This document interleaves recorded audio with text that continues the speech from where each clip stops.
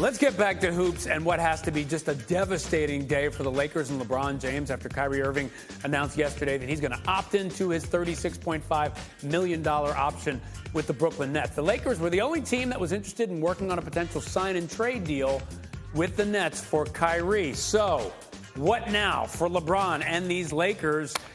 I mean, it's just so tough to think about.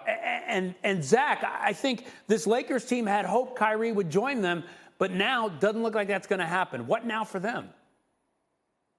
Yeah, I know we're mandated to talk about the Lakers and what now, there's something they could actually do. The reality of the Lakers is they have no flexibility and no assets. So what now? What now is hope, and I think this is reasonable, that Anthony Davis gets healthy and resembles the Anthony Davis who dominated in the bubble and looked like the perfect co-star for LeBron James. And I think that's totally reasonable. The second what now is they're going to have to hope that Talen Horton-Tucker and Kendrick Nunn, I know those names are not sexy, become the players that the Lakers thought they were going to be last season. Kendrick Nunn didn't play due to injury. And then they're just going to have to nail the minimum free agency signings. And as they showed last year, if you sign 6 guys to the minimum, 2 or 3 might work out. You'll get a Malik Monk, you'll get a Carmelo Anthony. The others, it's sort of just a roulette wheel. But they're going to need to nail some of those and get creative because, the Kyrie thing was a long shot. There were a couple different avenues to get there. Neither of them worked. Now it's time for plan B. And the reality is the Russ trade, which just hasn't worked, has left them with very few avenues to do anything else.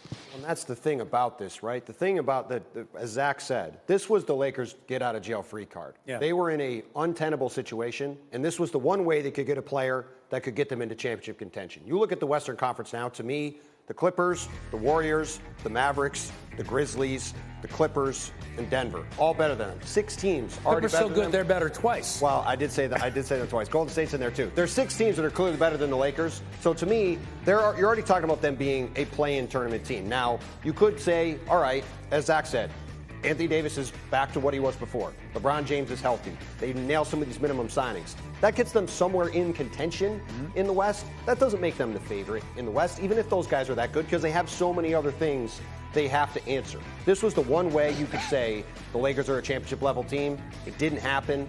And now they're just stuck in this position where they can be pretty good, but they can't get to the place everyone wants them to be. Yeah, Seth, I really think that, Kyrie was the way for them. Without Kyrie, I don't know. But remember, LeBron and AD, when AD was all-world, basically, they won it all. I mean, could this team come close to that?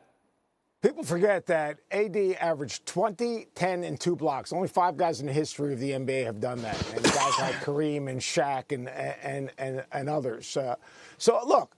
In a perfect scenario, AD's who he is. AD is one of the top 10 players in the NBA. LeBron James is one of the top 10 players in the NBA. What they need to do is they need shot makers and they need floor gamers to surround those guys. Can they find them? I don't know. And then the final piece is you've got to find a way. I don't know what his role is going to be, but you have Russell Westbrook. You have him for one more year. He's not who he was. But can you find a role and get him to buy into a role where he can help and be a winning player? What that role is, he's got to pick his spots. He's got to be more committed defensively. But you've got to find a way to reach that guy because you're not getting rid of him. No one's taking his salary. He does have ability. Now, is he the player he was 5 years ago? No, he isn't. But he can be a productive player if he buys into a specific role. But they've got to get younger. They've got to get shot makers. They've got to stay healthy. If LeBron plays 70 games, if Anthony Davis plays 70 games, I'm not saying they're going to win an NBA championship, but they're going to be better than you think. Because in the playoffs, the one thing we do know is LeBron can take over a game. Anthony Davis can take over a game. There's a reason Adrian reported the Lakers were the only team interested in Kyrie in a sign and trade. They were the only team that was desperate enough that they had to try to get him. Yeah, they had no choice, basically, is what you're saying. And they had no shot because they have no assets. Yeah, and so, Zach, Seth mentions the idea of finding a role for Russ, getting him to accept that, getting him to buy into that. Do you see that happening?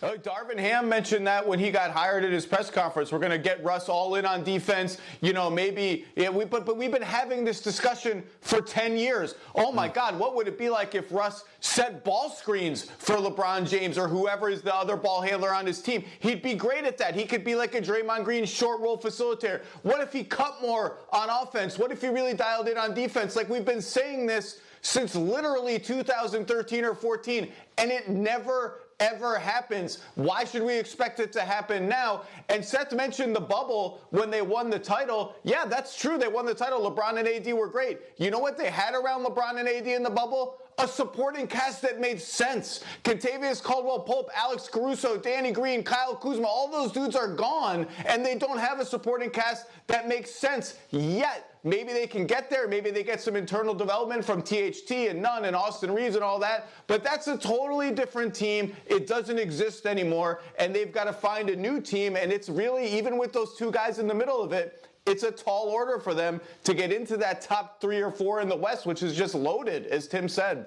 That's the thing about the Westbrook trade. That's the thing about the Westbrook trade that's such a killer and was from the moment they made it. They had a team that fit around AD and LeBron, and they went all in on the 3-star model. Mm-hmm. But the problem was they picked the worst possible guy in the league to fit with LeBron James at the end of his career. I mean, it just was a back-breaking decision on multiple fronts because it robbed them of the flexibility they had around those guys, and it put them in a position where now they're stuck with this guy who doesn't fit with their team, and they can't move on from. All we're talking about today are these teams with the 3-star model and how many problems it creates, and I guarantee every team is still trying to get the 3-star model done, and that is the crazy thing about the NBA. All right.